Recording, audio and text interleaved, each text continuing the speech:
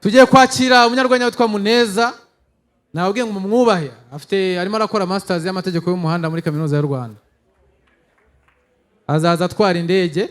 Ladies and gentlemen, put your hands together for Muneza. Amashyi cyane kuri Muneza. Umeze neza? Nanjye nitwa Muneza Lambert, mba Ibutare muri ghetto. Ariko reka mbabwire, buriya uri umukobwa ugiye gusura umuhungu muri ghetto bwa mbere, ushobora kumenya niba aba muri ghetto nziza cyangwa aba muri ghetto mbi mbere yuko hagera. Kwa kundi aza kugutora ku muhanda kuri moto, umuja muba muri ghetto nziza irimo amakaro, irimo televiziyo, irimo na firigo. Anaza kugutora ku muhanda n'ama confidence menshi, wakuruka moto agahita guhobera, yamara kuguhobera agahita afata ukuboko mukagendana, akagenda yihuta, none akajya kubwira atari ko se ko ndi kugusiga ni wowe utari kwihuta, bimeze bite? Uwo ni umujama ufite ghetto nziza. Abajama bafite ghetto mbi nabo baraza akagusanga kuri moto akaguhobera, noneho mukagendana, we ukabona nta courage afite, ukajya kumva arakubwiye ngo shaho se n'ubundi ko hano tujyari bwo nyihaza.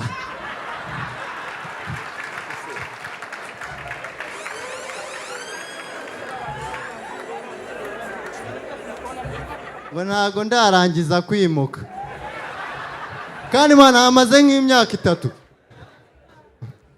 noneho bariya abajama baba muri ghetto nziza, iyo uhageze uri umukobwa baba bafite ibintu byinshi byo kuguha, akakubwira ati se uranywa amata, urafata fata, urafata icyayi, urafata kofi, urafata iki?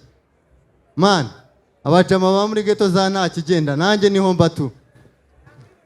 Tuba dufite ikintu kimwe cyo kuguha, ariko turagerageza tukagukonfusinga ukagira ngo ni ibintu byinshi. Uranywa amazi atetse cyangwa uranywa amazi adatetse?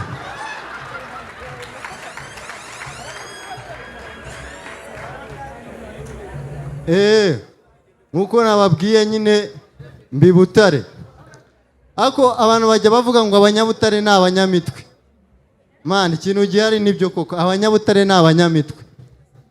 Murabona ni nk'ukuntu ujya koreza nk'umuntu nka nimero nk'amafaranga, ukibeshyamo nk'umubare kuri nimero, amafaranga akayoba. Yari umunyabutare bibayeho, amafaranga aragaruka ntago yahera, ahita guhamagara n'umutima mwiza ati allo, ati wi, amafaranga 50,000 nakoreje wayabonye se? Ati nayabonye. Ayo mafaranga nayawe, uyakoresha icyo ushaka. Hanyuma twe turaza kongera tuguhamagare ninjoro, utubwire hagati ya mama wawe na papa wawe ninde ubigitamba muri eliminate.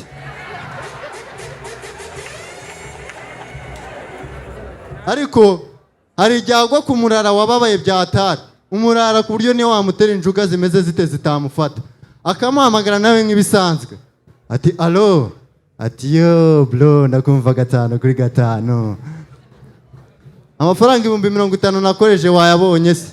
Wakabaye mbaza ngo nayabikuje. Ati nta kibazo, aya mafaranga n'ubundi nayawe, uyakoresha icyo ushaka. Hanyuma twe turaza kongera tuguhamagare ninjoro, utubwire hagati ya mama wawe na papa wawe ninde ubigitambo muri eliminate. None se Rasta wanyohereje ndi bose bakabibitamba.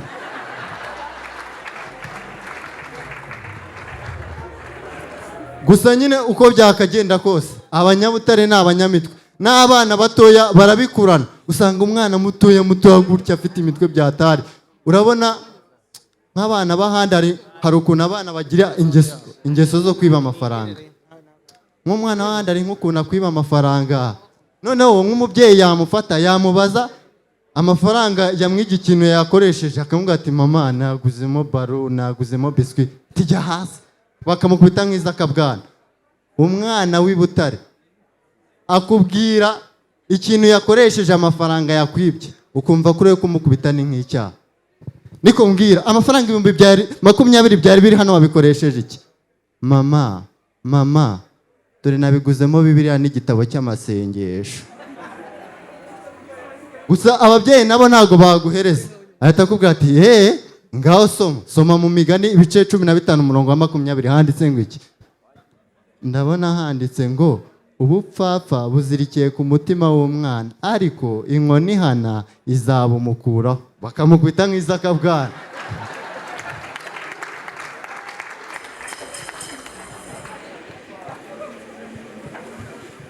Murabona nk'uko mubizi muri iyi minsi iyo umuntu agiye gutanga akazi akenshi basigaye babanza bagakoresha interview.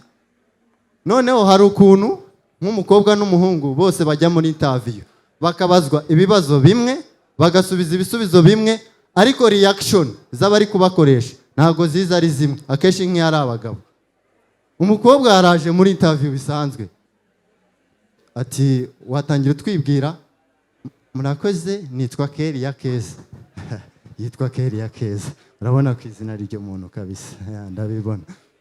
Ati Keriya Keza, tubwire ni gute wamenye kampani yacu?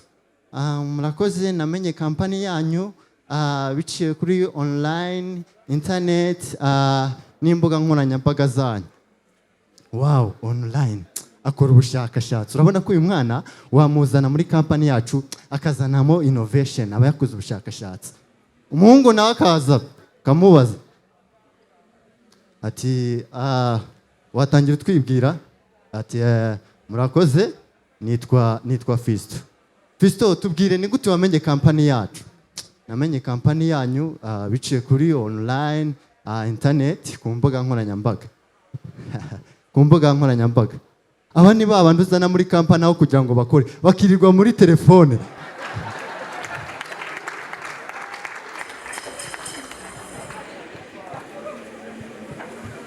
Niko, Fisto, tubwire ubwo wazakora ryari wirirwa ku mbuga nkoranyambaga? Noneho bakajya ku kibazo cya kabiri.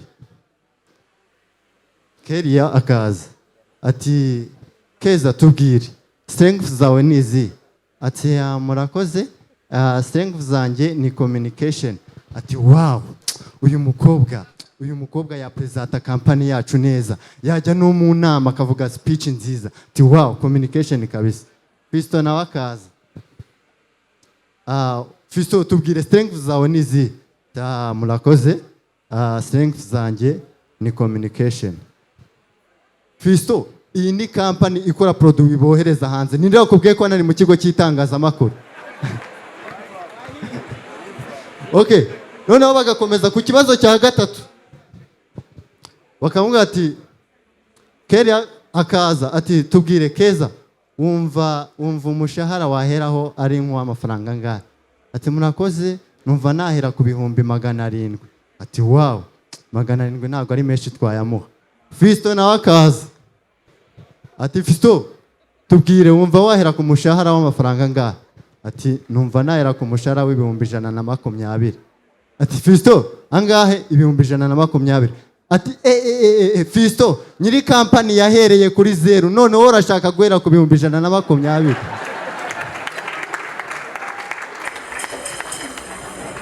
Murakoze.